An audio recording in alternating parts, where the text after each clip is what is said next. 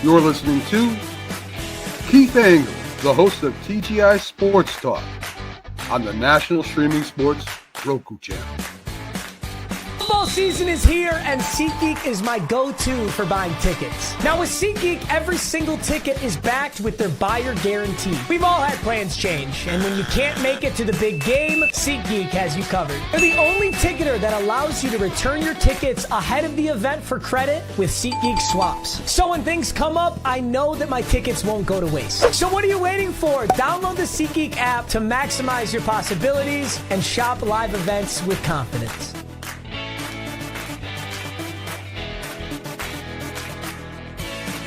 Good morning, everybody. Keith Engle here for TGI Sports Talks 101 with Keith Engle. I'll have my guest Don Beebe, former wide receiver with the Bills, Panthers, and Packers, and currently a very successful head coach at Division III Aurora University. We'll talk to him about that. I never lost a conference game. It's amazing. And you'll remember Don for some famous things. We'll talk about that. One of the biggest plays that a losing team ever made in Super Bowl history. Don was a huge part of, and we'll talk about that and many other things with Don. I want to welcome everybody watching this morning on all our Facebook outlets, my TGI Sports Talk page, my personal page. It looks like I just got the TGI Sports Talk page up. It was failing in StreamYard, but it looks like we're live there now. We're also live on YouTube and Twitter. We're live on Roku on the National Streaming Sports Network there. And this interview will replay a bunch of times there as well. Thanks to all the groups that allow me to share, specifically John Gonzalez at the Sports Authorities, Flo and the gang over at Bottom Line Sports, Let's Talk Sports, where Flo airs his podcasts, and who else? Ken Krause will mention this morning at Golf Bud Sports of All Sorts. DDH, thumbs up to you. Ralph Williams over at RW Media. Check out Ralph's stuff, specifically the Sports Corner from Tuesdays, 4 to 6 p.m. Eastern. Still got a little holiday hangover going on, guys, so forgive me. But check out Ralph's stuff. Been a guest there several times and always enjoy it. And I want to thank my guests from last week, Jim Graziano, a former South Carolina standout under the legendary coach Frank McGuire. We'll have Don Beebe in just a second, as I said, following a great line of NFL interviews you've had. Wesley Walker a couple of weeks ago, Richard Todd, next week. And we just secured Tony Collins, one of my favorite Patriots. I don't know how much we should talk about the Patriots with Don coming in, but one of my favorite Patriots, Tony Collins, coming in on the 10th. So great stuff coming up. But without further ado, great wide receiver with the Bills. We'll have a lot to talk about with their success, and I will say success. Some may not, but I always will, even being a Patriot fan. Has gone on to a successful coaching career. He's been named the unsung hero recently by the Players Association. He's got a few books that he's written. Run for Glory. I've got another one written down here, 6 Rings from Nowhere. Also a movie in the works maybe, but we got a lot to talk about with Don Beebe. Good morning, Don. How are you? Good. How you doing, Keith? I am doing well. It was trying to overcome the post-holiday fog here in my head, but we're doing well otherwise. I'm glad you came in this morning. Are you on Central Time in Illinois? I never can figure it out. Yes, we are. Yeah. Illinois, Indiana always throw me off, those two states.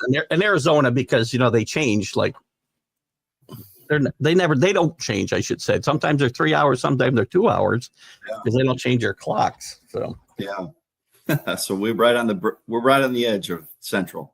Yeah, I appreciate you coming in. Again, a very inspirational story I think you've had through your life, both in college and the pros, and even afterwards. You've certainly continued to contribute and give back, and I'm sure we'll get into all of that.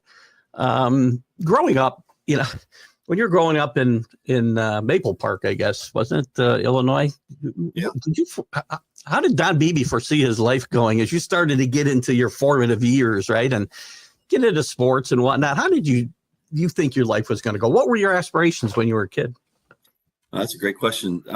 Well, ever since I was a little kid, I grew up in in a family of faith. So my dad, we went to church 3 times a week. And so I knew God was very early in my life. And at that time, I just felt it was laid upon my heart to play sports. And so I knew I wanted to do 2 things at like 7, 8 years old. I wanted to play sports and I wanted to play for God. And it's ironic how my life has really turned out, because I should have never played in the National Football League. I'll be honest with you. Only playing 2 years of college football, one at a NAI Division II school, Shadron State. It's NCAA 2 now, but then it was NAI back in 1988. And then being the Bills' first pick in the 1989 draft, Keith, is only God can do that. I mean, that's just crazy. And as you said, it's turned into books and movie and stuff like that, because what happened to me is not normal. But you know, I've learned to know in my life that there are no odds with God. So I'm going to put limitations on that. It's funny because as we go through this conversation, I know we'll come into some situations where you were in the right place at the right time. But, you know, my guess is you're going to be your faith is much stronger than mine. Or I don't know if stronger is the right word, different than mine, I say. But I always do believe that we're where we're supposed to be all the time in life. Right. And obviously your life has been like that. You're a standout in high school, but you know, not the biggest guy in the world. You were certainly a fast. If I read right, when you were at in college, you ran like a 6, and we don't hear 60 times a lot. But usually it's 40s and 100s. But 6.3 in the 60 sounds really fast to me. I'm pretty sure. Yeah, I ran a 6. It was at the Air Force Academy in 1988, spring of 1989, actually. And I ran a 6.14 60, which at that time was 4 100 seconds off the national record. Now, what people don't know is I never went to practice. The track coach at Shadron asked me if I would run track, and I said, I can't. I'm getting ready for the draft. He said, no, just show up for the meets. And I said, okay. So I never went to practice. I just went to the track meets, and I landed up almost breaking the national record but it was, you know, I always use this, you know, the 40 is different than track speed. Track speed to me is 100, 200, you know, 400. Those are track guys. I was a football speed. So 40-yard dash to 100-meter dash are 2 completely different races. For example, remember who Mike Powell was? Mike Powell at one time broke the he was he was a triple jumper, won the Olympics in the triple jump. Right. And I raced against him in what was called the Jeep Superstars, ABC's Jeep Superstars, all, wide world of sports back in the day. I remember the Superstar competitions. Frank Gifford was doing the deal. And anyway, we're down in Cancun, and I raced against Mike, and I beat him in 40. We were dead tied at 60, and he blew me away at 100. So that's the difference in track speed and football speed. You ran track in high school. You didn't run track in college except for that, that instance, I guess. Yeah.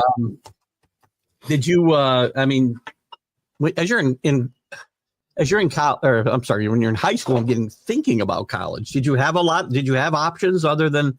I know at first you went to Western Illinois, and then you went to. I'm going to say the name wrong. Shadron. Yep. Okay. Shadron. Okay. What were your options limited, or did you have some other choices where you could have gone? Yeah. No in football, and yes in basketball. I had one option. I had one option in football, and that was Western Illinois. That was the only school that came after me. And then in basketball, I actually had 4 or 5 offers. Almost went to our Arkansas Tech. It's funny is my passion really as a young kid was basketball, and I loved basketball, and I wanted to be the next Pete Maravich, and but yet I kind of fell into the football thing late in high school when my dad forced me to go out and play football. Yeah, that was back in the day when dads forced kids to do things. He gave me an option. He said, either you're going out for football, or you're going out for cross country. You're not going to come home and just sit around. Well, I'm not going to run more than 40 yards. So cross country was certainly off the table. And I went out for football and loved it. And I fell in love with it my senior year in high school. And I knew that's what I wanted to do. Even though I bebopped around a little bit, I went to Western. Then I landed up playing basketball at Aurora University. It was Aurora College. back in 1983. I played basketball one season in 1983, and then landed up. Now I'm their coach in football. Well, that's ironic. And it explains why I kept finding the colleges you went to, and Aurora was listed, and I couldn't find any statistics anywhere for Don Beebe. Yeah, they didn't have football at that time. That was 83, and they brought football in at Aurora College in 86. So I was already gone to college, back to Western. I went back to Western, and then was out of eligibility, landed up at Chadron State. And the reason I went to Chadron, people ask me, how'd you get all the way 15 hours away from home in the northwest corner of Nebraska, which is about an hour and a half south of Mount Rushmore, which is in Rapid City, South Dakota. So it's 8 hours from Omaha. Okay, so don't think Omaha; it's the other side of the state. Well, how'd I get there? Well, the head coach, this coach that was a head coach at Chadron in 1988, well, in 1983, when he recruited me out of high school, he was the receiver coach at Western Illinois, and that's. By the time I bebopped around, and now it was 5 years later, he was the head coach at Chadron. He said, "Oh, come out here and play." So I had 1 year left, and the next thing you know, Keith, I was drafted by the Bills. It's just a crazy story. You found some interesting places to end up playing football for sure. Some of the coldest places in the country, I'm sure, as well. Yeah. You were a hero at Chadron. I mean, I named the field for you. You're in their Hall of Fame. I mean, you set records. I don't know that they've been broken. The research I didn't say they'd been broken. You still hold all those records at Chadron? I hold some of them. I know I still hold the record for most touchdowns in a game. I had 5. Yeah. But you remember there's a guy that came along. His name was Danny Woodhead.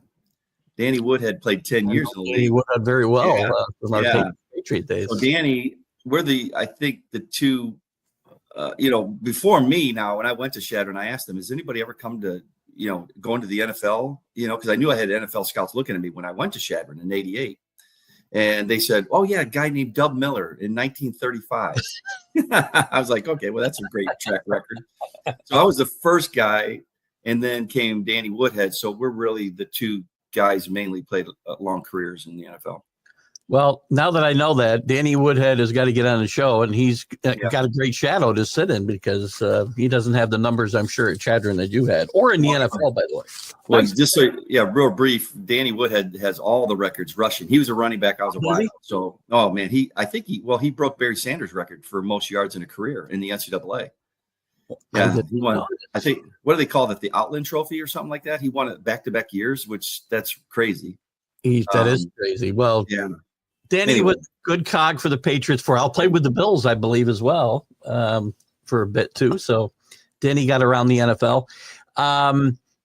Speaking of that, actually, as you grew up in Illinois, who did you root for? Who was your team, and was there a player that you're like, I want to be that guy? Yeah, no, great question. I grew up a Bear fan, unfortunately, playing for the Packers. I'm no longer a Bear fan, so let's just throw that out there. My hero growing up was Walter Payton. I think Walter Payton epitomized, and he really still is, because he epitomized everything a person and a player should be. Dedicated to the team. It wasn't about him. Very humble in his approach. Just a fun-loving guy that was like 10 years old playing in the backyard, but yet he was playing in front of 80,000 people. And that was Walter. And I had the fortunate ability to train his son, Jared Payton, which was so I got to know Connie and Jared through that, and they're really good people.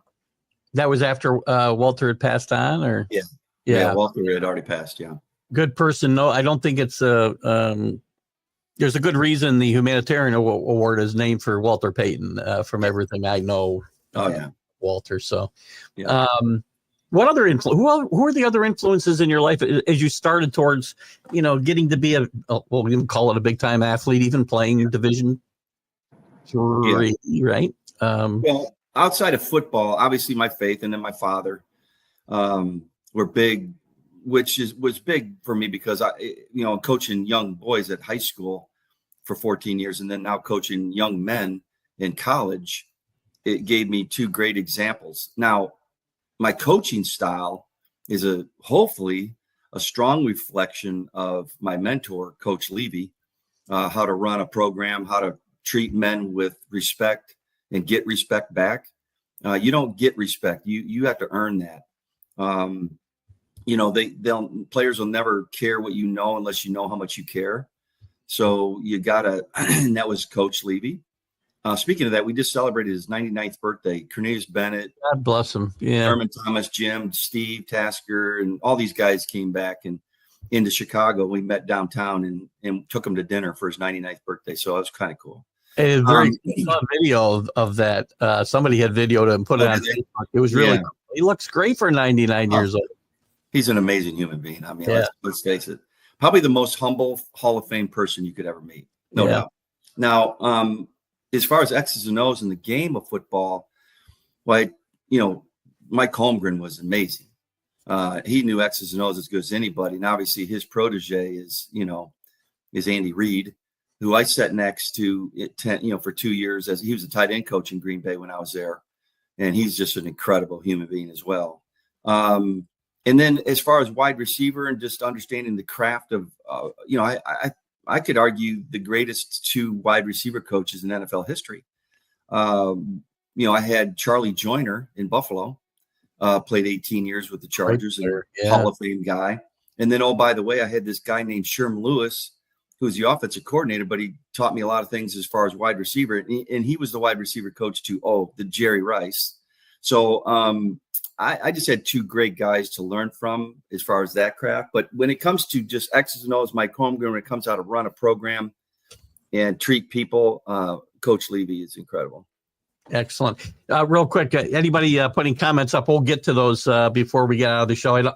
Sometimes they get out of context, and I don't want to go too far back and forth, so we'll get to everybody. I do want to point out to Don that the reach of the show is so great. We got Michael Gott over in the UK, who's we have quite a few viewers that tune in from the UK, and they love their football, their American football over there in the UK. I got to tell you, so happy to see Michael here with us today.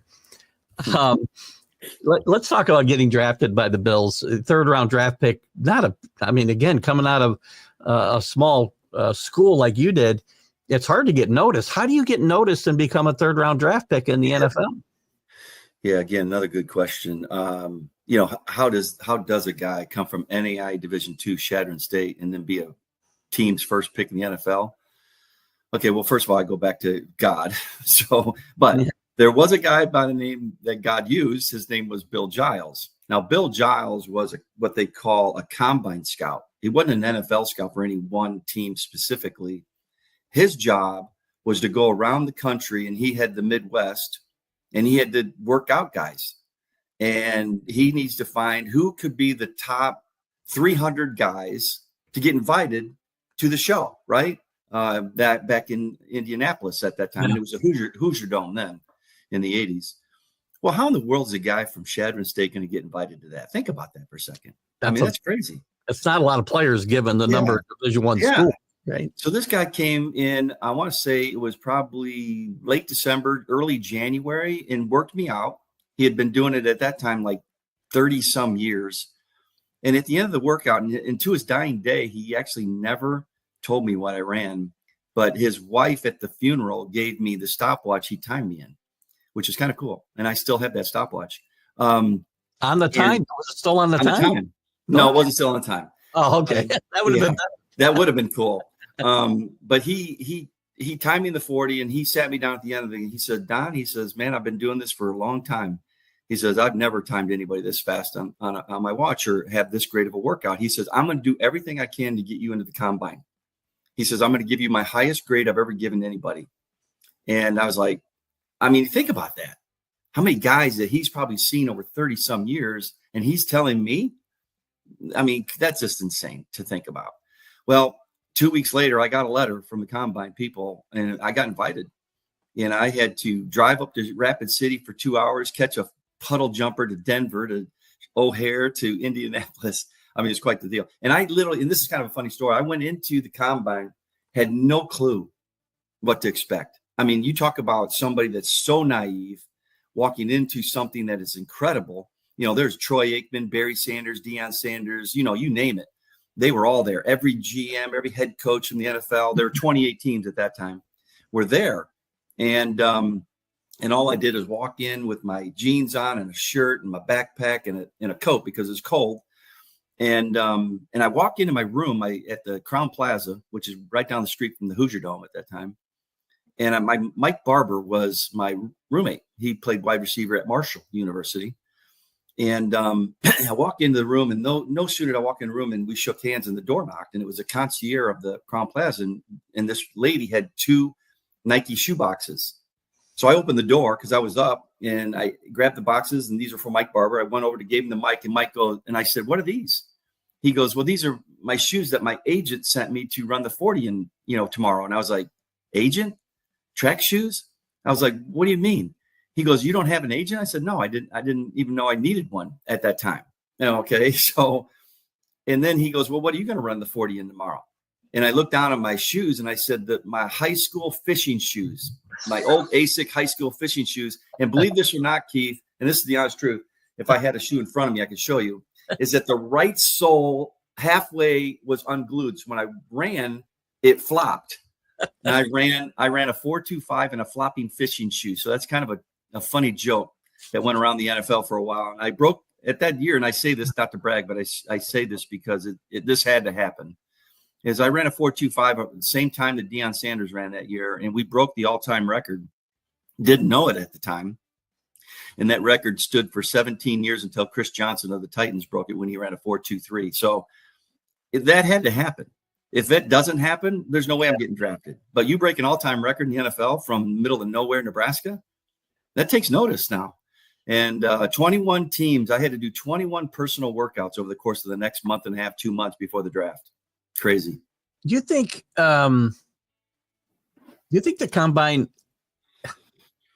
in some ways, I feel the combine has lost some luster because so many players skip it. But then I think it's maybe even more important because more guys like you get a shot to be seen, right?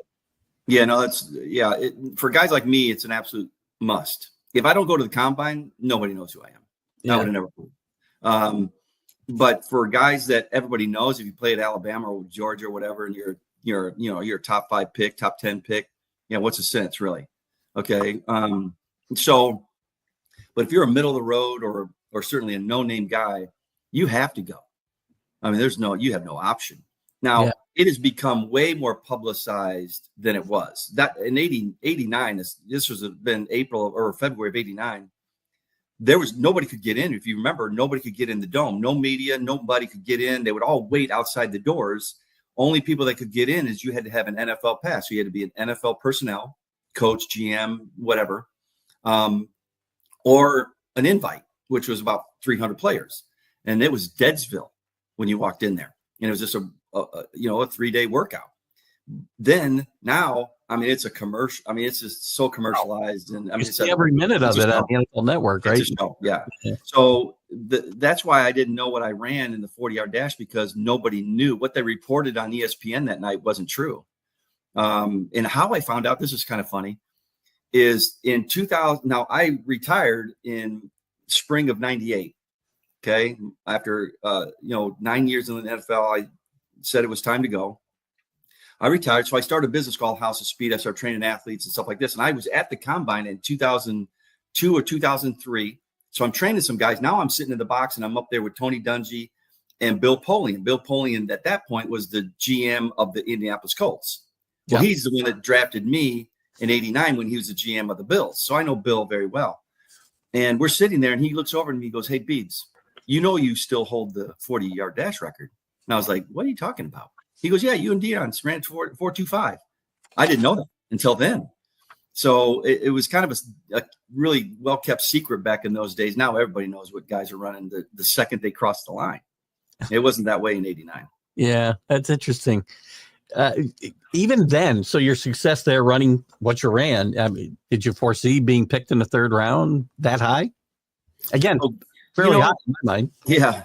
Well, again, I when I got back to Chadron after the whole workout there for 3 days, I didn't really realize what had happened.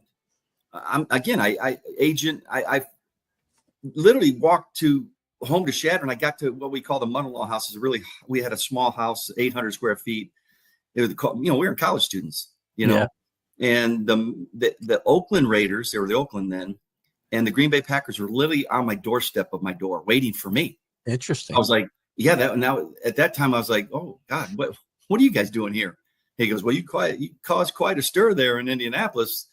And so from then on, every day, pretty much I was getting pulled out of classes to go work out for some team. It was crazy. 21 now, of course, of, a month and a half.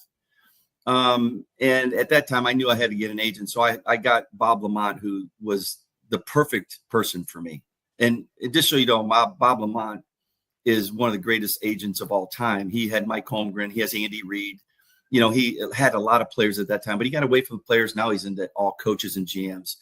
One of the most profound people you'll ever know. That was my agent. I couldn't have got a better agent. So with that said, he told me that I was going to go anywhere from the second or fourth round, but I thought that was kind of crazy until I got the call from Coach Levy. It was Coach Levy that called you. I was going to ask you that. Yeah. So and that leads me in. So you get drafted. You go to a team that is coming into its own after kind of a down period in Buffalo. Yeah, and you're going to play for one of from the outside looking in, one of the most eclectic coaches there could possibly be in NFL history. I mean, is he quoting Shakespeare in the locker room? Tell me about playing for Marv Levy and what it had to be like. He was, you hear sometimes players talk about their coach as a father figure. I mean, I had a great dad. Nobody can replace my dad. But Coach Levy was almost like grandpa. He was just an amazing, and still is, an amazing man. Just like I said, very humble, extremely intelligent. And he'd quote scripture, but he would quote, Winston Churchill and people like that quite often. And he didn't have to read a piece of paper to go through this whole poem. I mean, he just, said the whole thing right there. It was really, really fun to listen to him and be a part of him. But I couldn't, let's just say this, when it came up on the screen, Buffalo Bills draft Don Beebe, I didn't really care. Personally, I didn't care. I just knew that wherever it was going to be was where God wanted me to be and all that. And then my family was like, Buffalo, snow. Oh no. I couldn't have gone to a better place. I mean, Buffalo, and then to end my career in Green Bay, it's like, I mean, can you pick two better places to play football than Buffalo and Green Bay? No way. You can always say to yourself, if I was to do it all over again, most people would say, man, I would change this. I would change that. Yeah. I wouldn't change one thing. Not a thing. There's not a place you wouldn't not one thing. Like to have played? Never. No, not one thing. I mean, I would have loved to have won a Super Bowl with Buffalo just to experience the Bills people. But, I experienced it enough to know that's family. I mean, I'm telling you, it's family. Those people are incredible people. And we're gonna get into that too in a little bit here. And I have a positive spin, which I know a lot of people don't necessarily have a positive spin on those years. I do, even as a Patriot fan.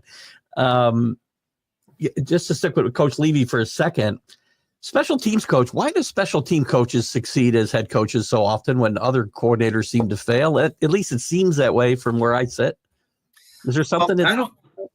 First of all, I don't think it's so much of a special teams or an offensive coordinator, defensive coordinator. You have to have a certain personality, to be a head coach.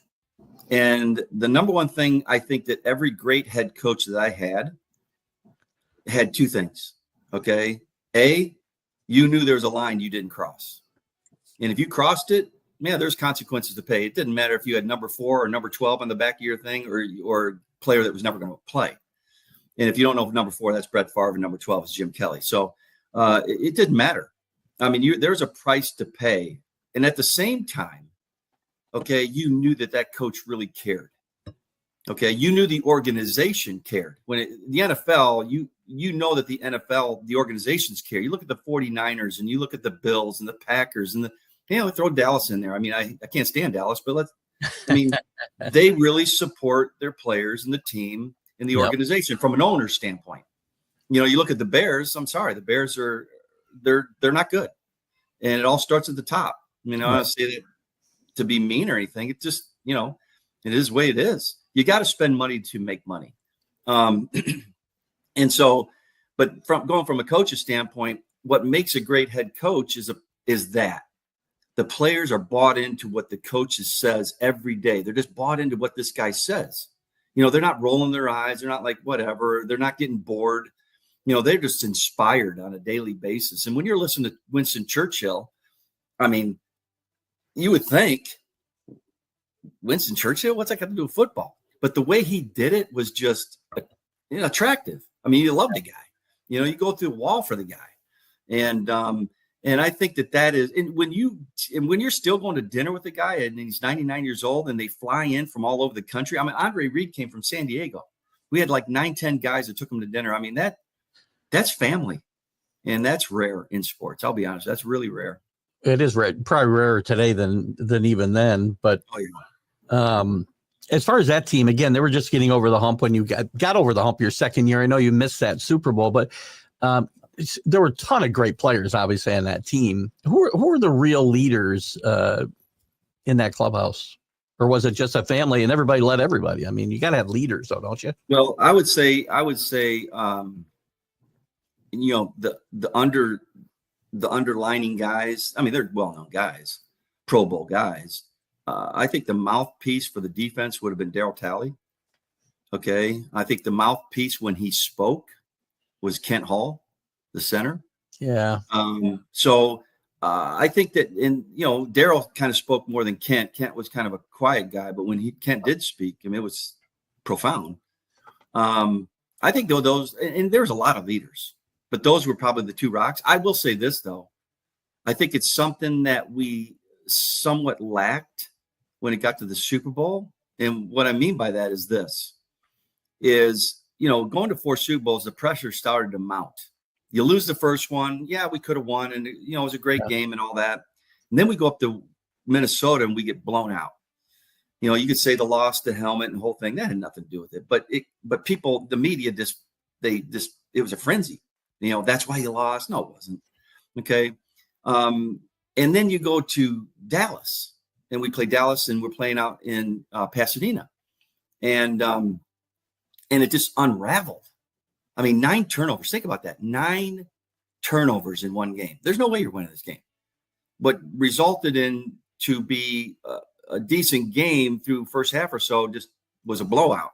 Yeah. And then the fourth one, and this is where the analogy comes into Green Bay, is the fourth one. We go into it and we're winning at halftime. I think it's 13-10, and we're controlling the line of scrimmage against the Cowboys again in Atlanta. And we come out and we get the ball first, and we're like, okay, let's just take this down, score. We felt very confident, and let's go up 10 and put this way and finally win a game. And then Leon Lett, believe it or not, knocked the ball out of Thurman Thomas's hands, and we fumbled it on like the 3rd or 4th play of the first drive of the second half. And James Washington, the safety of the Dallas Cowboys, picks it up and scores a touchdown. Yeah. Well, now we're down 4 points, mind you. You come to the sideline, the whole half is still in front of us. We're down 4 points. Dead quiet, deer in headlight look, nobody saying anything, nobody inspiring anybody. It was just like, here we go again mentality. Yeah. Okay. Now you fast forward 2 years. I'm with the Pack. We're playing New England. Sorry. And we go up early, 10-0. Next thing you know, Bledsoe hits 2, I'm sorry, I got smoke alarm going off in my house here. As long as you don't have a fire. If you got a fire, don't start. Yeah, I don't think I do. But and Bledsoe hits 2 big touchdowns, and next thing you know, we're down 14-10. Yeah. Well, you come to the sideline now, and it's completely different attitude. Okay, Leroy Butler, Eugene Robinson, Brett, Reggie. I mean, even myself at this time, we're all just like, guys, we're fine. We got this. Okay, we're a better team. Next thing you know, we're up 27-14 at halftime. Well, what was the difference? It wasn't talent. Buffalo had more talent, believe it or not. I mean, look at all the Hall of Famers off that team. Yeah. And off Green Bay, you got Brett Favre, Leroy Butler, and Reggie. Okay. Now, what was the difference was the mindset. And this is what I want to teach kids all the time. It's what you think and how you play with your attitude and your mindset that wins football games. It's not talent. Okay. Throw talent right, especially in the Super Bowl and the big games. Everybody's talented, right? Who wins it? The people that are stronger mentally. And Buffalo did not do that for whatever reason. You could say lack of, leadership in that game because, we were down 35-3 and came back and won against Houston. So obviously we had resolve and we had leadership then.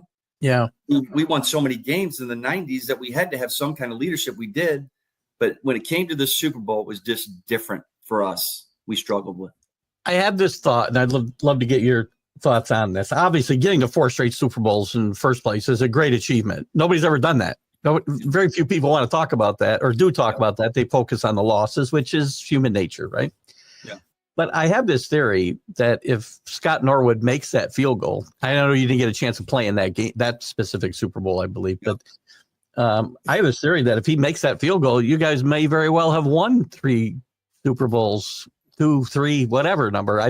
I feel like you wouldn't have had that because you mentioned perfectly that it's like, here we go again.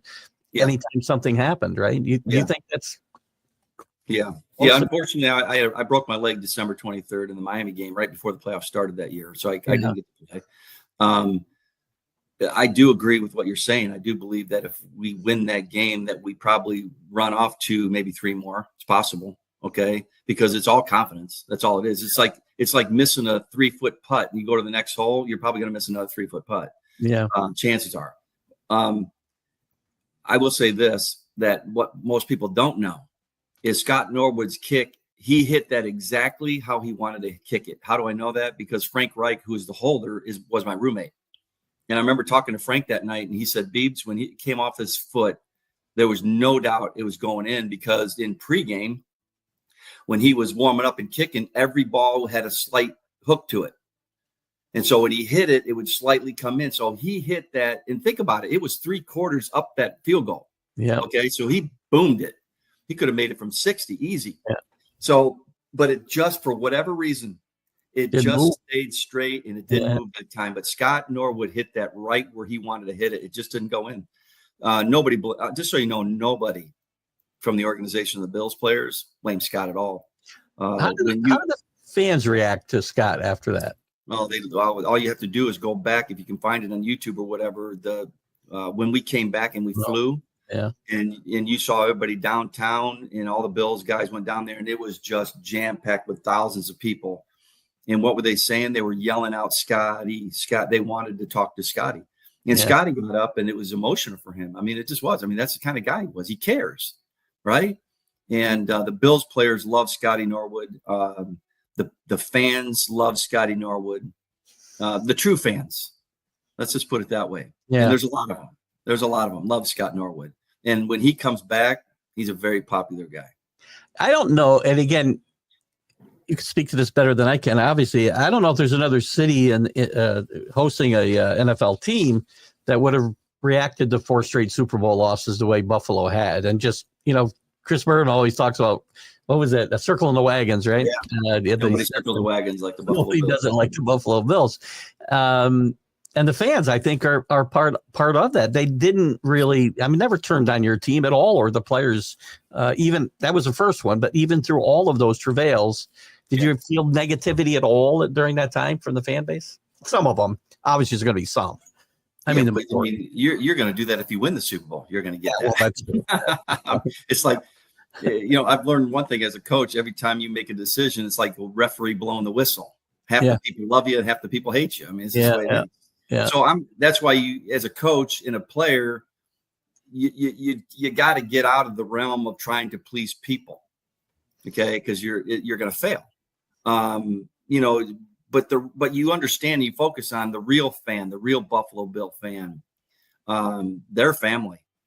I will tell they are absolute family. And just so you know, and knowing a lot of players from a lot of different teams and what they came from, and is Buffalo is unique in the sense of this, that when you go out in the public, and I would say Green Bay is like this as well, that when you go out in the public, people in other cities with other NFL people, it's like, what can you do for me when you're in these other cities? Mm-hmm. Okay. What can you do for me? Can you sign this? Can you do this? Can you, whatever. But when you go to Buffalo or Green Bay, it's like, what can I do for you?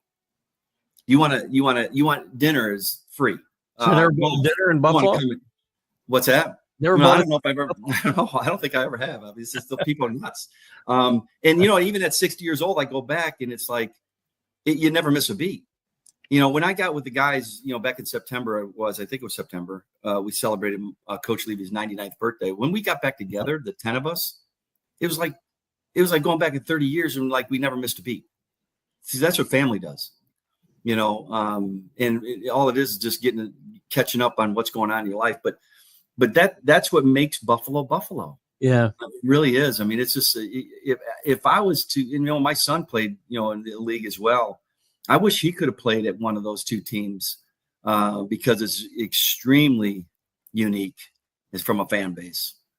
I got to tell you, obviously you're ingrained in Buffalo in NFL history for one play in particular we all know about, which ironically you were losing 52-17. And I've been watching the NFL. I've been watching sports since, the last 65, well, not out of the womb, but, 55 years anyway, plus.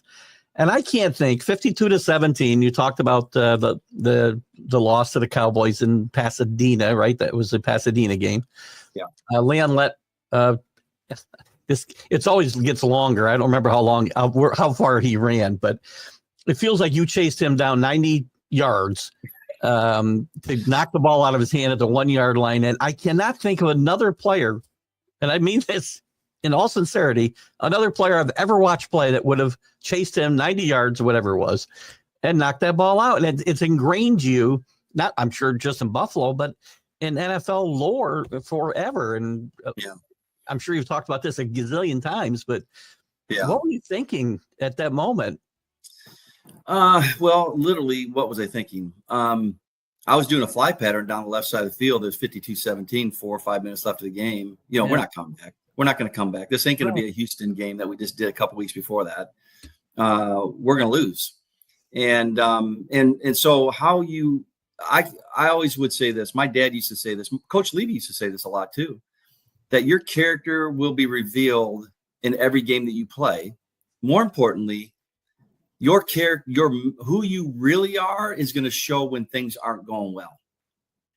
Because everybody's a great person when things are going great. Oh, right? Sure. Easy. But when things are tough in life, and we're talking football here, but let's just talk about life. When things are tough in life, that's your true character. I do a lot of men's conferences and speak all over the country on men's retreats, conferences, and stuff like this. And I love those because, they know me for this play. So it gives me instant credibility for whatever reason. It just does. And I always say what you are at home is what you are. Coach Levy would say what you are on the field is what you really are. Your character is going to be revealed. And I always say that when the ball I was running a fly pattern, and when the ball hit the ground, I turned, I saw it was fumbled. Automatically, Big 78 picks it up, and he starts running for an apparent touchdown. This is where character is revealed, because I always believe that character is revealed within a split second, meaning how you react to something is really how you are. Really, you could be in your house, right? The kids are just driving you crazy. How you react to that is really what's inside you as a person. Think about it. Right. When split second decisions are your character. When you have time to think about it, most people, especially good-natured people, good high character people, you have a minute or an hour or a day. Most of us are going to make the right decision, right? But when you have a split second, that's your real character. So, I just took off, and people, they would always say, why? And I was like, 2 words, my dad. Yeah. Man, my dad raised me that giving up was not an option now. Whatever, matter of fact, it was so ingrained in me that whatever you put on your plate at dinner, you were finishing that. You weren't scraping it into the garbage can or feeding the dog under the table. You were eating whatever you put on the plate. So it became starting a sport. I see so many kids. Look at the transfer portal. There's a good example. Kid plays 1 year, 2 years. Wow, it's screw loyalty. I'm going to go to somewhere else, right? No, my dad would never allow me to do that. Whatever you start, you finish. Now, there's some circumstances that I'm okay with, but for the most part, the transfer portal is just going to ruin sports. You see coaches dropping out all the time.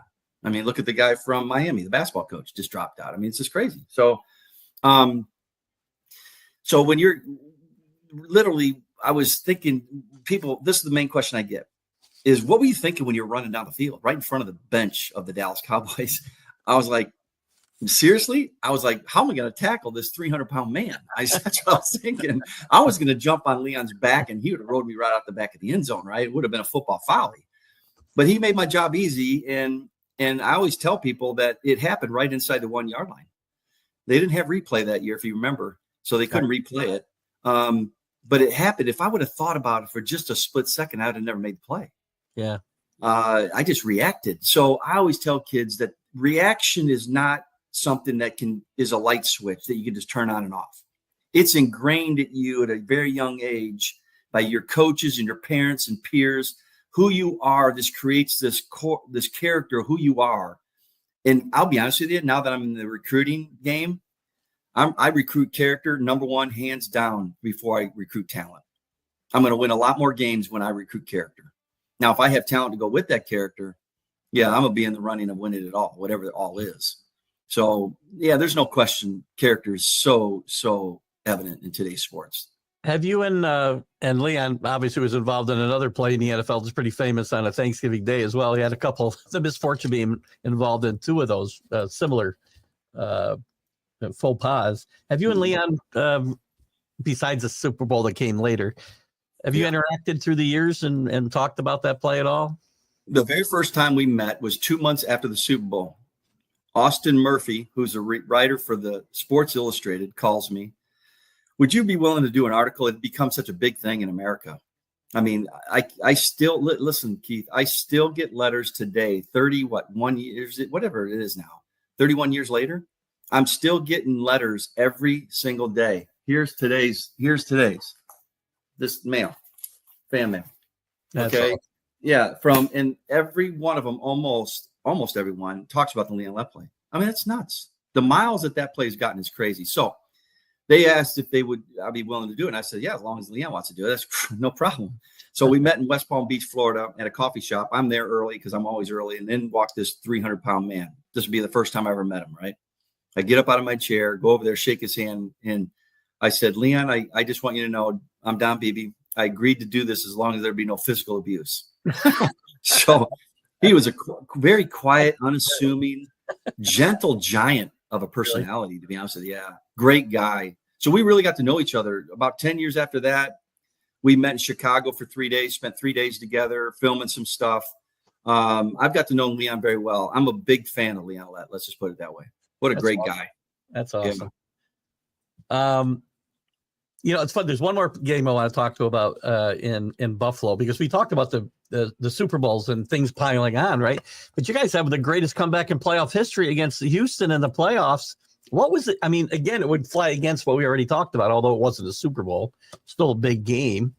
Why did that team, with your starting quarterback on the sideline, and you 35-3, if I remember right, against the Oilers at home, how does that team have the resilience to come back? What happened in that?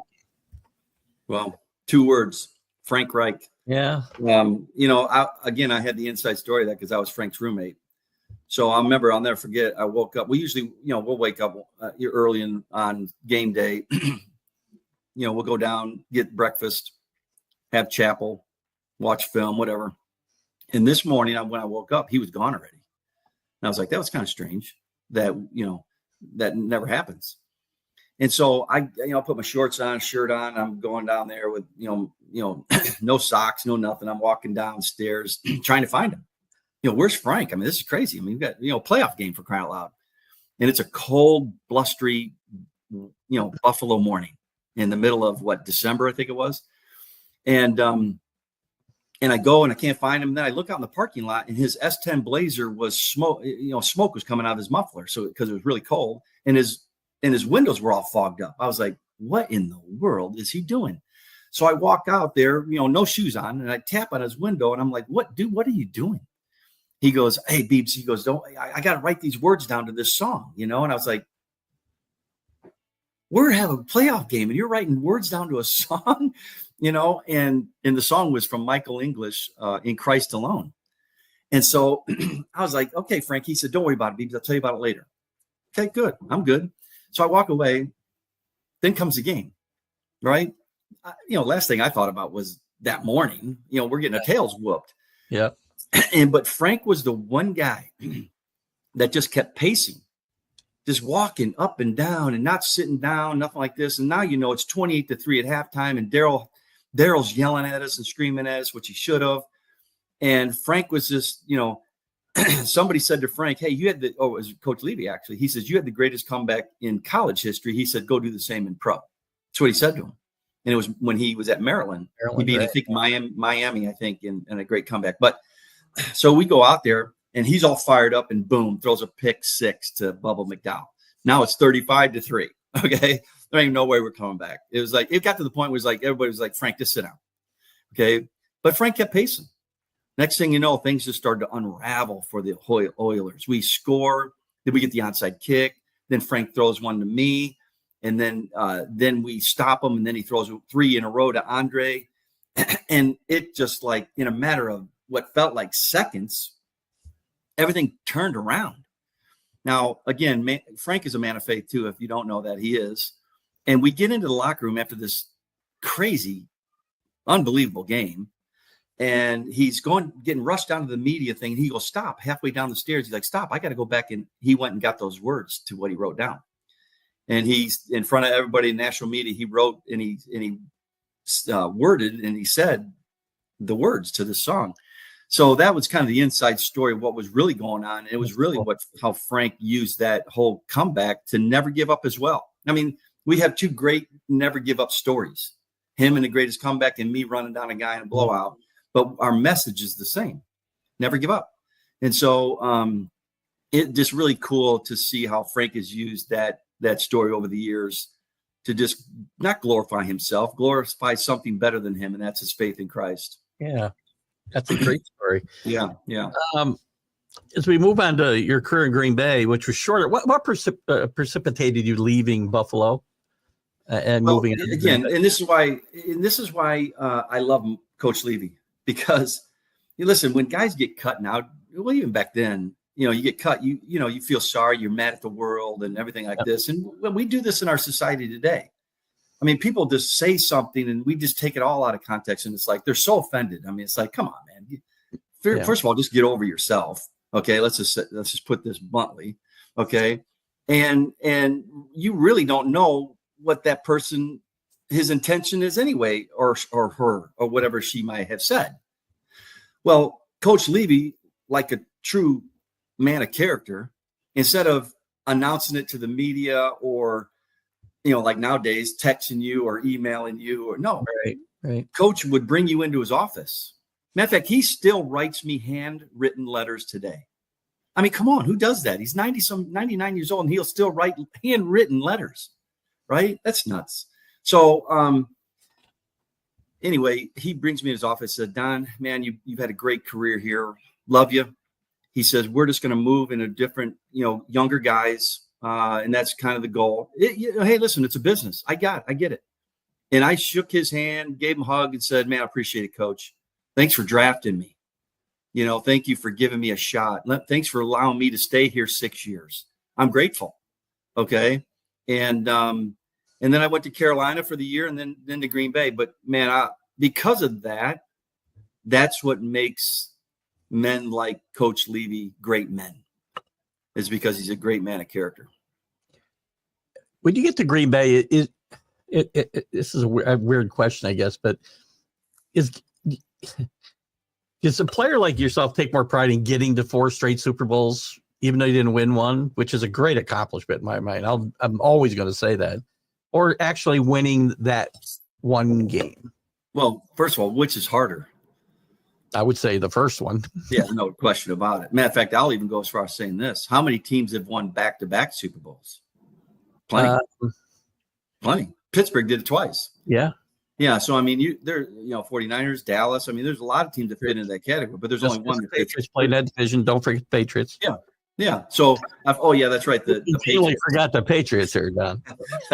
but hey, how many teams have gone to 4? Nobody. So when you're the only one to do something in sports history, whatever sport we're talking about, that's special. That team was special. And anybody that knows and understands football, they know that team was one of the greatest teams ever played in the National Football League, whether we won it or not. So your question is this, and that's an interesting question. Would I go back and go to 4 and lose 4, or go back to win and 1? Ooh, tough. Yeah, you know what? I think I would probably do the 4 only because it's never been done before. And to experience what we experienced, and you go through, when you go through adversity, let's say, it binds you together.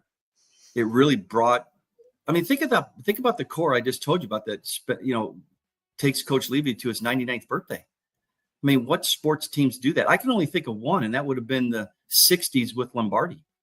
Those guys, that I could compare that group, because I know a lot of those guys, and how they looked at Coach Lombardi was the same way we look at Coach Levy. It's the same relationship. That's rare. Yeah. That's really rare. So I would probably go back to that because of Coach Levy and what we had from a family standpoint. And don't get me wrong, Green Bay was awesome. I mean, Reggie is one of the greatest human beings you'll ever want to meet. He really was. And what we had, I mean, Leroy, I mean, all those guys, just amazing guys. And the organization, it was great. But you're asking me which I would choose. Yeah. So, yeah, I mean, it's an impossible choice maybe to make, but yeah, nothing like going into camp, making reservations for January. Right. If you know what I mean. No, yeah. That's what I got to. Yeah. And I want to get into it. Don, I know I told you an hour. Do you have a little time to go past a little bit? I'm good. Yeah. I don't want to, and we have some questions I want to get to at the end too. Sure. Before I move on to your post career a little bit, just tell me a little bit about, you played for two of the greatest quarterbacks in NFL history. I mean, Favre, you mentioned them before, Favre and Kelly. How are they different as quarterbacks and teammates? Yeah. First of all, they have a lot more similarities than differences. Yeah. They're both linebacker mentality, playing quarterback position. I would say Brett was a little different style because he would get out of the pocket more and make plays, where Jim was pretty much a pocket passer. I love Brett, but Jim Kelly is my guy. And I'll tell you why. He's one of the most loyal people you'll ever meet. And I'll give you an example, because giving examples are the best to give you an insight, really what makes this man who he is I just won a Super Bowl with the Packers. So it was 2 years after I left playing with Jim. And I was with one of my best friends from high school. His name was Jeff Still. And I spent the night with Jeff and his brother Jim and my brother Dan. The four of us were inseparable when we were young, really young kids growing up together. And that's who I spent the night with before the Super Bowl, right? Because he was a huge Packer fan growing up. And 2 months after the Super Bowl, he got hit by a drunk driver and shoved all the way into the trunk of his car, and he didn't make it. So I lost Jeff, and I wanted to do something. He had two small boys, a 2-year-old and a 2-month-old boy, just devastated that we lost Jeff. And I wanted to do something to raise money because he was big into education. He was a high school football coach, and he was big into education. I wanted to do something to raise some money for his two small boys for their college fund, and just put it into an account and let it sit until they were ready for college. Well, first person I call is Jim, and said, Jim, look, I'm throwing this thing together. I'm gonna put on a little bit of a football camp for a buddy of mine. He said, oh, Beebs, he goes, and I told him the dates, and he goes, I'm gonna be in Miami, Florida. He says, I got to do something down there. He goes, I don't know if I can do it. And I said, hey, Jim, I get it. 5 minutes, 10 minutes later, he calls me back. Beebs, listen, I'm going to leave Miami a day early. I'm going to get back to Buffalo, grab my stuff, grab the morning flight out. I'll be there. I mean, who does that? I mean, think about that. He didn't have to do that. He had a great excuse to not be there. But because of the loyalty of the person of who he is, and that's Jim at a core, he never even thought about not being there. So Jim was there, Reggie White was there, and Eugene or Desmond Howard were the three guys I called. And we put on a great camp, raised thousands of dollars for these kids. It was just an amazing person. So, Jim is just an awesome man. And what's happened to Jim through his life, losing Hunter, his son, at 8.5 years old, and beating cancer 3 times. Yeah. And just to see how he's transformed as a man of God has been amazing to be a part of. Really is. I'm just really, really proud to call him a friend. How's Jim doing today, by the way? I haven't heard a lot about Jim since his last bout. Hope he's doing well. No, he's doing incredible. Jim, I just saw him, obviously, at dinner with Coach. Doing incredible. His wife, Jill, is amazing. Has amazing family, 2 awesome daughters. and doing a lot for the community. I mean, it tells you a lot about Buffalo when a Jim Kelly says, Buffalo, I ain't never going there. He went to the Gamblers in Houston because he didn't want to go to Buffalo, and now he lives there. That's all you need to know about Buffalo. That's interesting. Yeah. Don, is a great person. I'm glad he's doing well too, because he seems like, again, it's hard. There are people I respect. I wasn't a big Bills fan because I was a Patriot fan, but you still respect the opponents, right? That are like yourself and Jim and a lot of those guys. Yep. As your career is coming to an end, were you ready to leave the game when you left? I was. I remember going into the last offseason because I just was praying in camp that year. And I was like, I always want to do what the Lord wants me to do instead of what I want to do. I'll be honest with you. I've learned he's much smarter than me. So I went to the camp last year and I said, Lord, if this is my last year, you got to take this desire to want to train and go to practice because it's just who I am. I love it. This is what I love to do, man. It's my passion. And I felt it start to wane that last year. And then the way the whole Super Bowl thing ended, Super Bowl 32 for me personally was a real slap in the face. And I think that happened because it kind of took that last edge in me.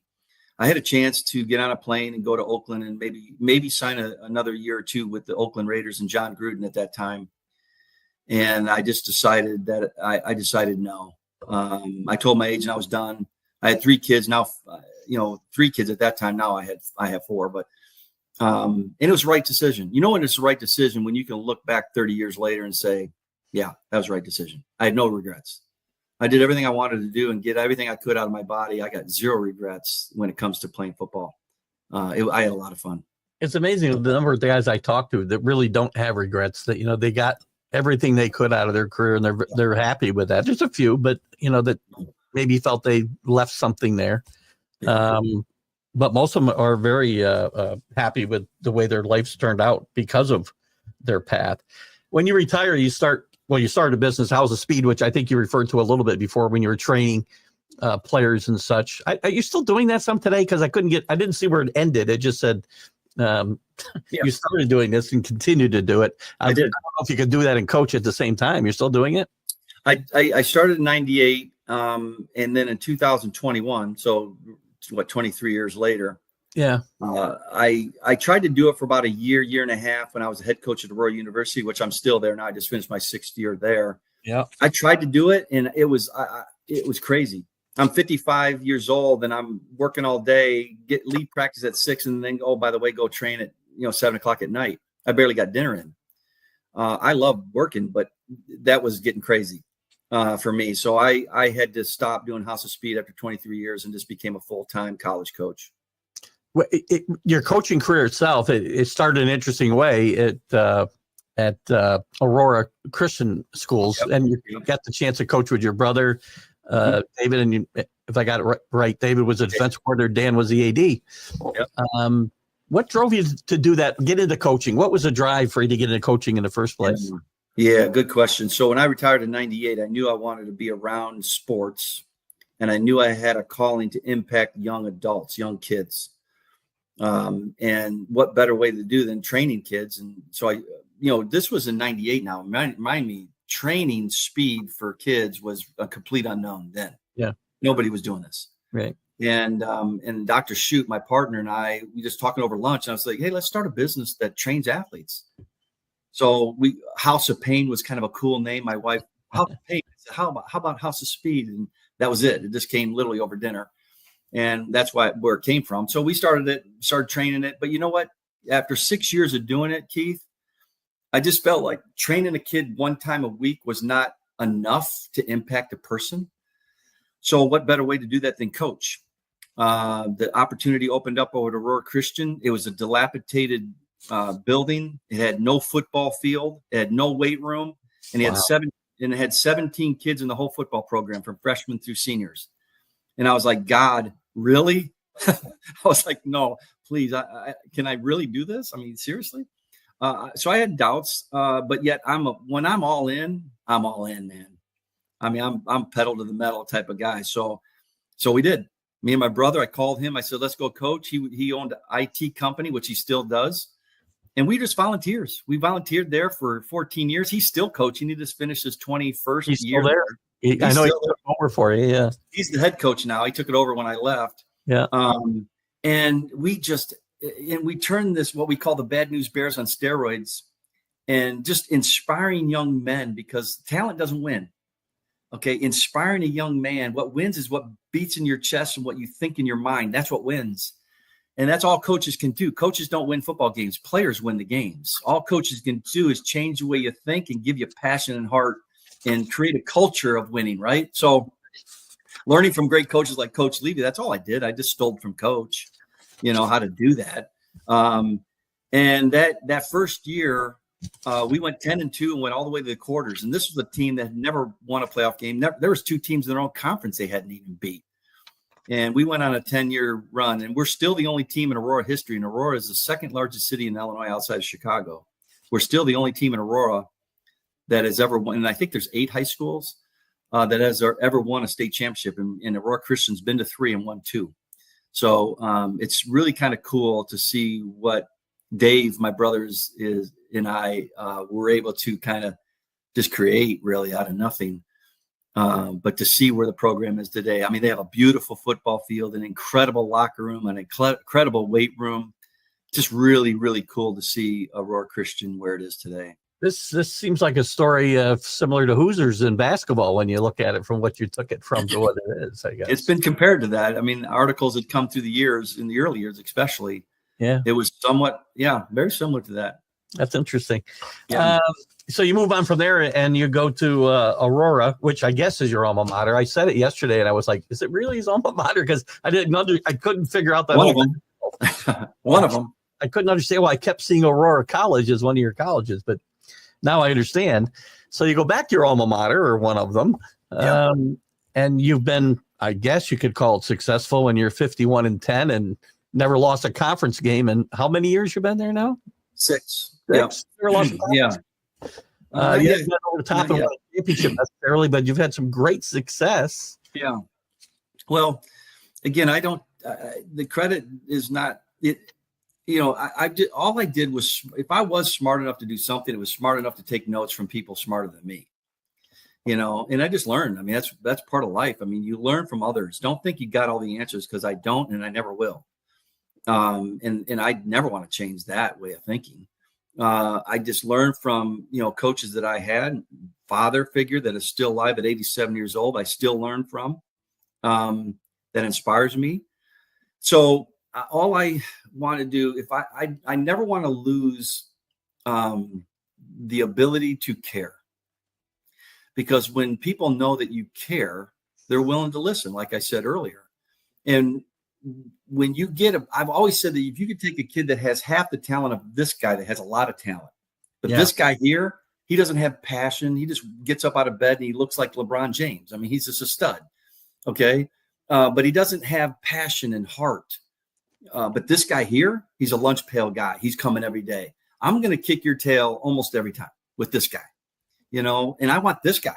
Now, if you could take what this guy has and put him in that, character or that high talented person, well, now you're there to win a Super Bowl and, national championships and state championships.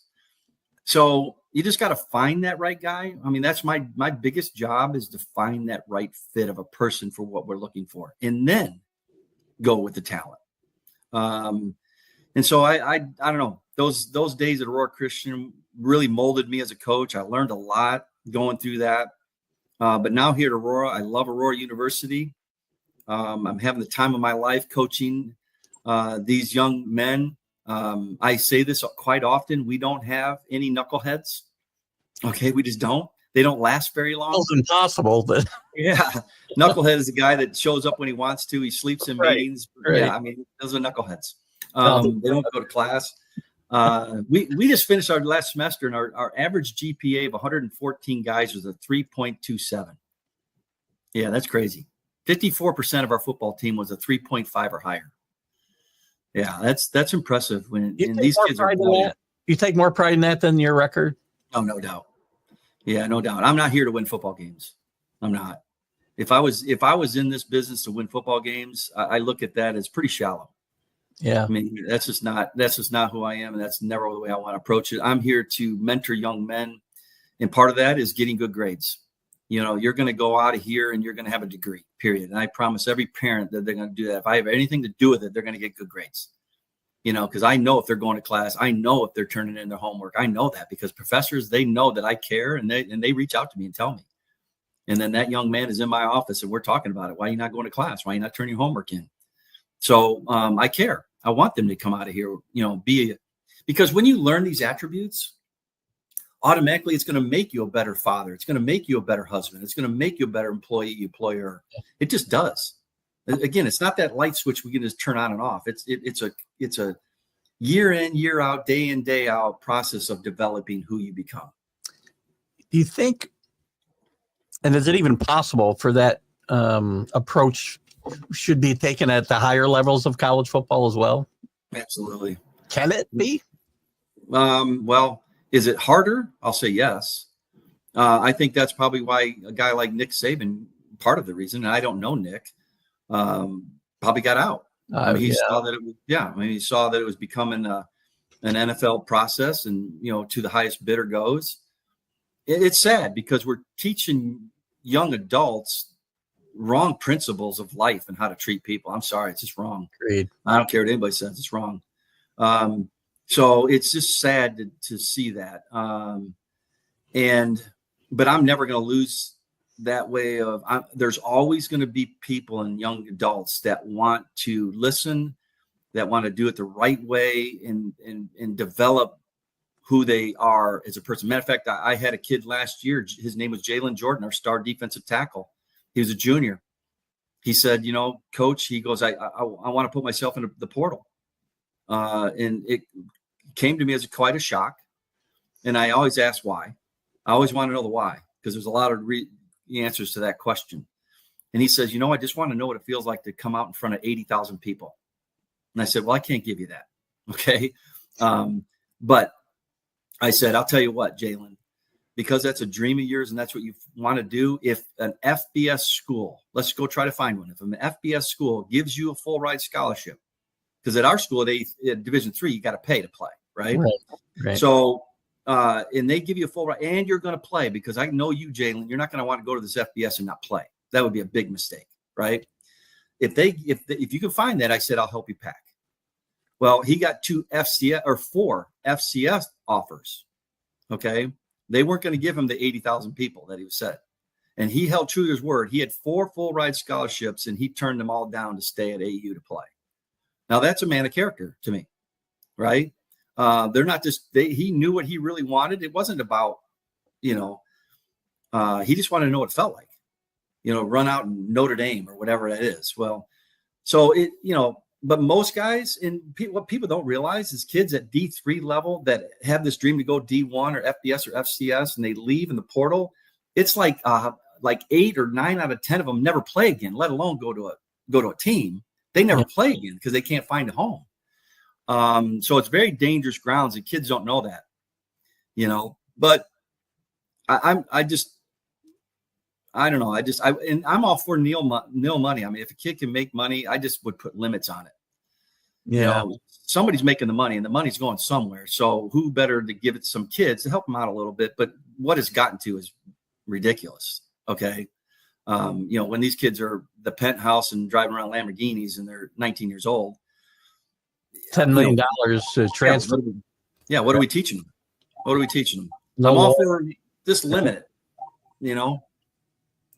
It is sad. Hey, your passion for what you're doing, what you've done, and what you're doing is inspirational, Don. I have to say, I want to give you a chance to talk about the books. You wrote a book, as I mentioned, 6 Rings from Nowhere, and also a couple of devotional books, Never Give Up, and what was he? In His Image. His Image, yep. Yeah. And I want to give you a chance to chat about those. And I know there's a movie project in the works for the first one. So talk about that a little bit. So, Yeah, so I wrote Six Rings from Nowhere years ago after winning the Super Bowl with the Green Bay Packers. More Than a Ring was a book that came out right away in '97, and then it morphed into Six Rings from Nowhere because my life is about six rings from nowhere.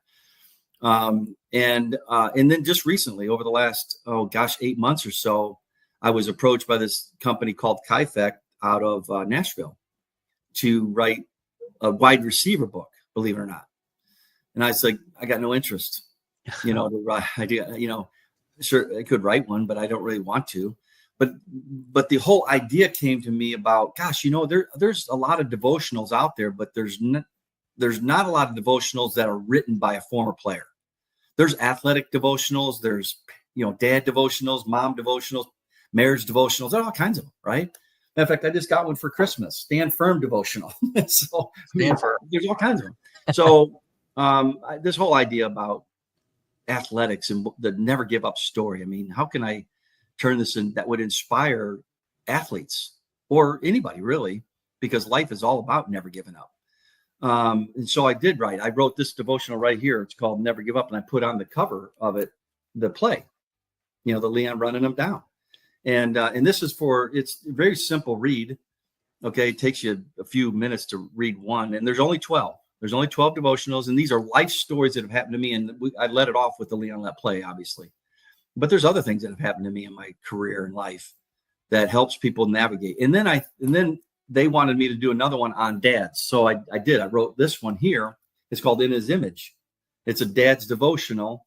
And it just tells me as a father, having a great dad, and then the ultimate dad, that what the experience that I went through as a dad, how did I navigate through that as a father with my 4 kids and now 5 grandkids. And so I wrote that, and it's been great. I'll be honest with you. And it's now morphed into Salty Earth Pictures came to me, and they asked if they could have the rights to Don Beebe's story. And I said, yes, after several meetings with them.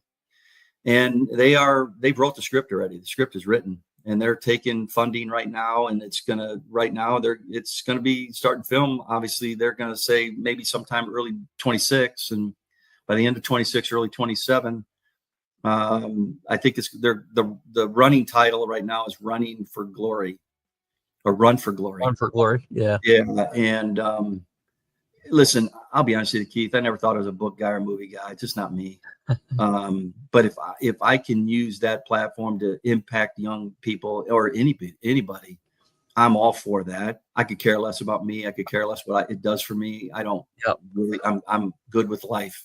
I got a great wife and great kids, so I don't need anything other than that. So, but if it inspires other people to help them, especially after COVID and what we went through 4 years ago, I mean, I just saw so many people just quitting, and I just don't want to. I don't like to see that. That's a great attitude and wonderful. By the way, I can't not ask this: has your part been cast? And if not, who would you like to see play you? We haven't got that far yet, but when it does, I'll let you know. So, I mean, I think of somebody that can play Don Beebe through. I'm assuming this. Does it cover your whole life, or is it like? Yeah. Right now, it goes from, when I was roughly a young boy playing in mom's backyard, pretty much. Yeah. And all the way up until draft day. Yeah. So I think that's where they're going to go. A younger guy. Can't be a Rock, right? It can't be the Rock. We know that. So yeah. Because when you're dealing with the NFL, I mean, we'd love to be able to do stuff, show stadiums and games and stuff like that. But as soon as you deal with the NFL, it costs a fortune. Oh, I'm sure. Yeah, you just never be able to do that stuff. So you got to do these things very discreetly and not use their image, let's say, and offend anybody. So, well, I'm excited because I have got the books. I haven't got a chance with the rush of the holidays and everything going on to really get into them, but I'm going to, and I'm excited to see this movie come out. So, great stuff. And let me get to a couple of the questions that were in these. Sure. I don't think there was too many. A couple of them I put up. And I say good morning. I think I put everybody's good morning up. Welcome, everybody. Don, I'm sorry. Michael Gott had a question for Don. What are your thoughts about the new stadium being built? And will you have some mixed emotions with the old stadium going away? And are you sad that my taxpayer dollars will pay for it? You could Yeah, no, that's fine. Yeah, no, that's a great question in itself. I'm very sad. I mean, Rich Stadium, it's always going to be Rich Stadium. And to see that get tore down is very disheartening, to say the least. It's just part of the world we live in. We're always trying to build bigger and better and all that stuff. And the stadium they have right now is phenomenal. Really is. I think it's one of the great stadiums to play in as a player. Yeah. Because those people are so loud and so obnoxious, and it's awesome.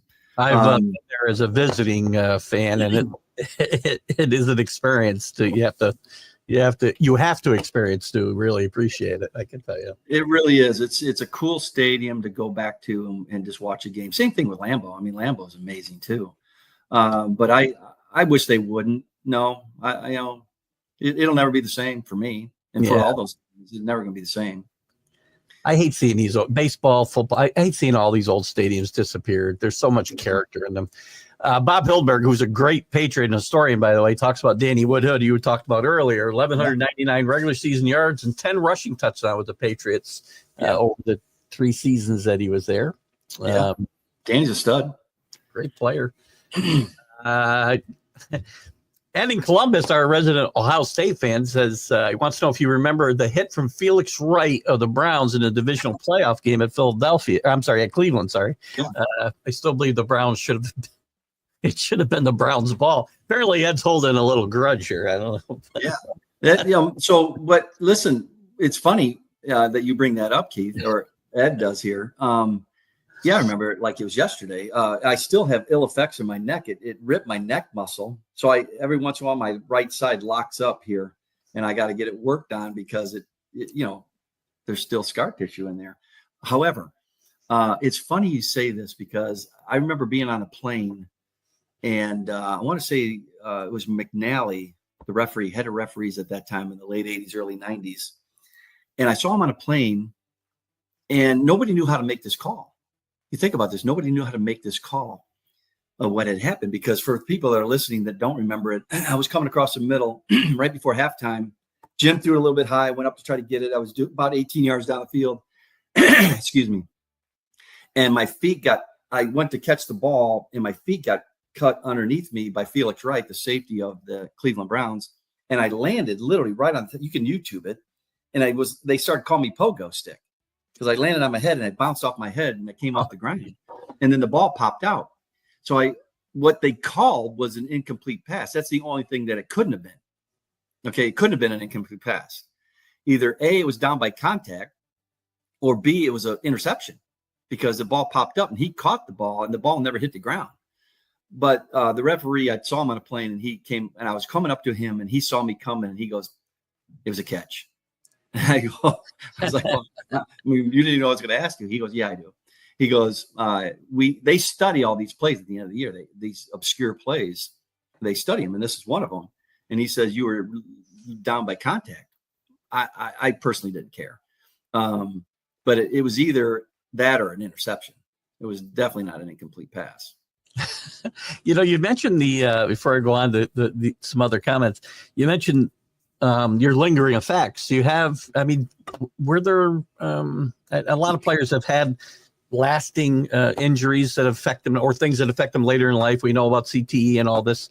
Have you had other things that have affected you in your post-career physically? You know what? I'm not one to complain, Keith. I'll be honest with you. I mean, everybody has these issues, but I try to take care of myself as good as I can. I got a phenomenal wife that is amazing. That supports and really helps me a lot. I'm doing great.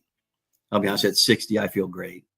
And you look great at 60. I appreciate that. But I mean, I really do. I mean, life is good. And I got no complaints. Were you okay with your son going into, he played Division I school, I believe, at Northern Illinois, and then in the NFL with the Vikings and Texans, maybe, mostly with the Vikings. You're okay with your son? I know, players who have played and seen the physicality and the way some people come out of the game. You're okay with your son playing after you? Yeah, I never. I remember, when we had a boy and he started growing up, and I mean, he was very very talented at a very young age. But when he was a freshman, he was 5'1", 106 pounds. Wow. Yeah, very small. And we never watched any of my games. Still to this day, we've never watched any of the old Bills or Packer games together. It just wasn't. I didn't want to put. He was already going to have that undue pressure. As a father, why would I put more on that? So we never really talked about that stuff. I just remember after his freshman year, I asked him. I said, "Son, what do you want to do?" It's the first time I wanted to ask him. What do you want to do after high school? He goes, I want to play football. And I was like, okay, great, let's do it, right? And he goes, I said, at what level? He goes, I want to play in the biggest stadiums possible. So I said, you want to play Division I? He says, yeah. And he goes, I said, do you have dreams? And he goes, yeah, I would love to play National Football League. Now, again, 5'1", 106. I'm thinking there's no way. But one thing you cannot measure is his heart and his passion. And I told Chad, I said, if that's what you want to do, then Dad's going to have to really work with you. I mean, we're going to have to spend a lot of time together, and I'm going to have to train you, and we're going to have to do these things. I said, I'm never going to wake you up one time. I'm not going to push you one time. I'm not going to make you do this or make you do that. You're going to make me. You're going to wake me up. Okay. And then I'll work with you. I never had to. In all his years, I never had to push him one time because it wasn't about me. It was about Chad. And I never wanted him to think that. So, and I would say this, Keith, if there was a better story than mine, as far as never giving up and coming from obscurity and stuff like that, it was Chad's. From his sophomore year through his fourth year with the Minnesota Vikings, 11 of his 12 years of playing football, his season ended with reconstructive surgery or a season-ending injury. 11 of 12. I've never seen anything like it, but yet every single time he came back stronger than ever. Yeah, that plays into Rick's, Rick, who's a big Vikings fan, Rick Sherlock, by the way. He loved your son's fire and effort while he was a Viking. And you just talked about whether the injuries hurt his career. It seems obvious that it did. With that type of. I mean, he takes my story to another level. I'll be honest with you. And I use him quite often with my players because, they're willing to throw their towel in when they get redshirted or medical leave or whatever it is or they're not playing, they're not fitting in or whatever it is. I mean, do you realize that everybody that ever plays sports is going to feel those feelings at some point in time in their career? But most, they quit. Yeah. And in today's age of the athlete, it's gotten more of that because there's so much pressure on these kids to perform and play. It's crazy. God, back in my day, man, we just loved playing in the backyard. And that's the way we approached it when we played, even in the NFL. I mean, we were just kids out there playing, man. Now it's just become too much of a pressure and business and money. Money corrupt. Corrupts. It does. But I'm proud of my son that he never quit and never gave up because of all the injuries that he had. He just kept going. That's great. And Rick always wants to know who the craziest teammate you may have played with. Craziest teammate? Yeah. Well, Daryl Talley would be up there. Daryl was crazy, but man, was he awesome to play with. He was just a good dude, really good guy. But he would be right up there. Crazy. Brett Favre was crazy. Yeah, I can imagine Favre would be one of those guys. I mean, you've seen the YouTube videos on Brett. He's a funny dude now. That guy was a funny dude. I have to ask you, I guess, since you bring this up, what are your thoughts on this whole Favre Gastineau thing? Oh, geez. Oh, I think we just touched on this, right? I mean, we got hurt feelings over something that Brett got sacked. I mean, come on, get over it. 30 years old. I mean, who cares? Right. I mean, really, who cares? Is that really the hill you're willing to die on? I mean, I think there's more important things in life than money, than fame, than fortune, whatever. I mean, those are great, fine, but they can't outweigh character, caring about your neighbor, your family. I mean, there's just, if I was Mark, I would have said, Brett, man, nice to meet you, man.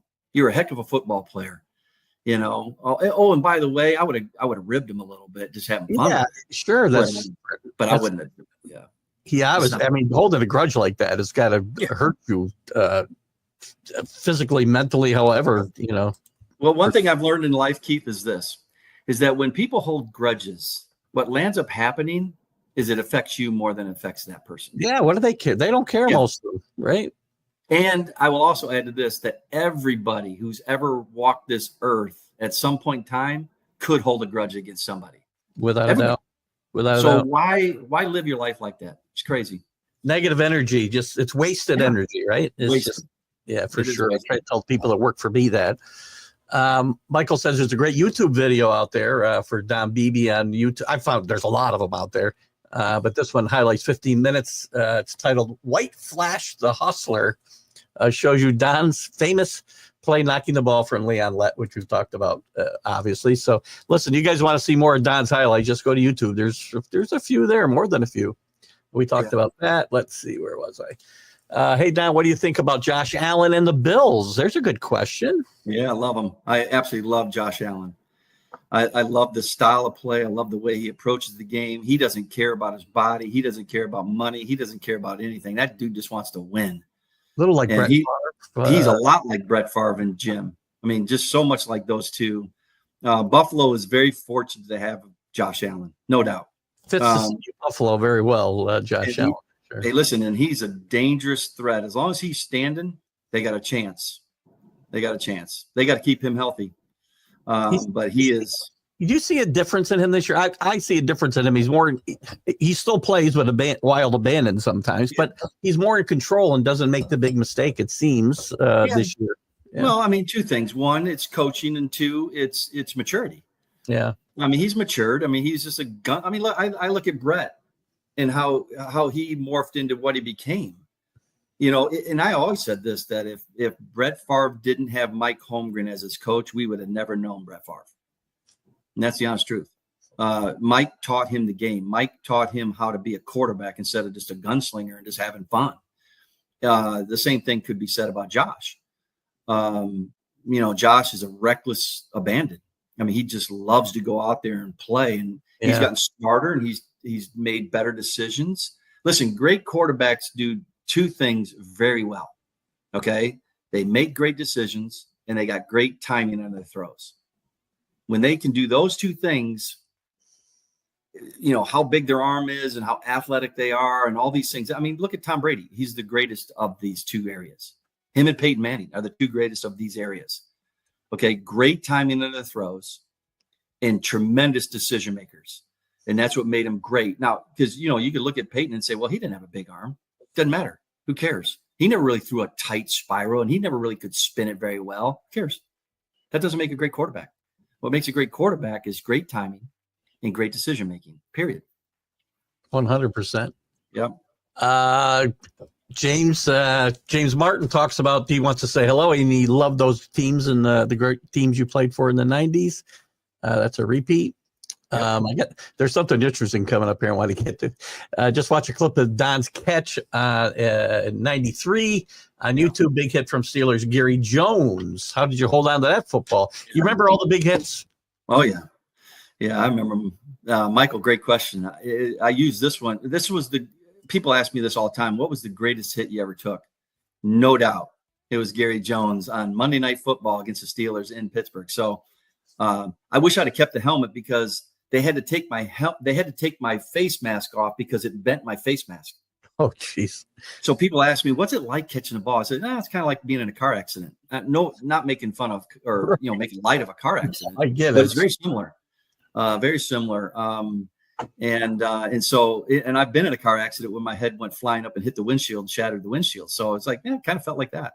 Well, to compare it to. Certainly not making light of it, but no, I get it. I can see why that would be. Ed also would like to know if you'd like to come and coach and fix the Browns. Back in 2005, I had a chance to go coach in the NFL. Coach Levy called me the night before he announced he was going to be the GM. It was in January of 2006 or late 2005 that he was going to be the GM of the Buffalo Bills. And I told Coach, I said, Coach, man, what an honor that you would actually call me. And if I go coach, I could have done that 18 years ago. I turned it down, and I'm so glad I did. I would much rather coach at Aurora Christian High School as a volunteer and now coaching at Aurora University. If I was to do it all over again, I would do the exact same thing. I loved what I have been able to do and be a part of with these young adults and kids. So, I was never driven by fame and money and, NFL. It was great. I loved it. But I'm not driven by that stuff. So sorry, Ed, I'm not going to go to Cleveland. Well, Ed also is a little delusional because he learns from me. He says, so that you don't want to learn from me, Ed. I keep telling you, and it took me 64 years to learn anything. That's my problem. Jeez. So, but I appreciate the thought, Ed. We do have time for this question for sure, Michael. But dealing with young people, what's more important? Inspiration? I'm not sure. What is more inspiration important? or empowerment? Inspiration or empowerment. Interesting question. Well, they kind of both, really. I would probably choose inspiration. I think inspiring a young adult to believe in I really believe this. The two biggest reasons why people don't make it, and we're talking football right now, but this could be anything in life. The two biggest reasons why people don't make it. Number one, they don't think they can. You got to believe that you can. Sure. Because if you don't believe you can, doesn't matter what anybody else thinks. You got to believe it. And number two, people are just too lazy. Now, you don't know how hard you got to work to be great at whatever that is. So if you can accomplish believing that you can, and then go work as hard as you can to achieve it, you're going to be good at something. You're going to be good at something. I had a dad tell me one time, Keith, in my office when I was recruiting his son, he said, man, aren't you kind of building pipe dreams in these young kids? And I looked at him, I said, please don't take this wrong, but I'm glad you weren't my dad. My dad would have never said that. My dad would have said, son, you don't have to be the best. Just train hard to be the best that you can be. And that's all I ask out of my players. I just ask that you try. Just try. Doesn't matter. Not everybody's going to get a 4.0. Yeah. But everybody can get good grades. You just got to try. So, that's the way I've just approached life. So inspiring people to do that, I think is a big starting point for sure. And as you said, it translates into every part of life, right? I mean, relationships, jobs, everything. So it really does. And Carlos talks about Brett having a ton of support on that staff, which you talked about, and I'll kind of lead into this. You talked about on Holmgren's staff, Andy Reid, but you mentioned John Gruden was on that staff. You had a chance maybe to go plug for him later. Didn't. Mariucci was on that staff. Yeah. I'm trying to think. I feel like there was at least one other head coach that was on that staff. Mike Sherman. Oh, Mike Sherman, right? Yeah. Yeah, there's a lot of guys. I mean, and they all come from Bill Walsh because that's where Mike came from. Tremendous coaching. Yeah, it really was. Listen, I want to thank you, Don, for spending some extra time with us. And this has been an inspirational and very informative and inspirational time that we spent here. I hope you've had as much fun as I have. And you guys have all been great with your comments. Don, check out Don's books. You can get them. Can we get them all on Amazon? I think I found one of them on Amazon. 6 Rings from Nowhere you can get on Amazon. But the only way to get the devotionals for dads and athletes is at donbeebe.com. That's the only place you can get them right now. Oh, cool. Yeah. That explains why I couldn't find those, and I will grab those as well. And we'll be looking forward to the movie. Don, I thank you so much. Hang on 1 second. I'll say a proper goodbye to you. I want to say goodbye to all you guys. I'll see you Sunday. It's a little loud. I'll see you Sunday morning with the Sunday Stream of Consciousness. Next week, we have Richard Todd, former Jet quarterback. And in 2 weeks, one of my favorites, Tony Collins, former New England Patriot. Our thanks to Don Beebe, and we'll see you guys Sunday. Have a great rest of your holiday weekend, if you will. See you later, guys.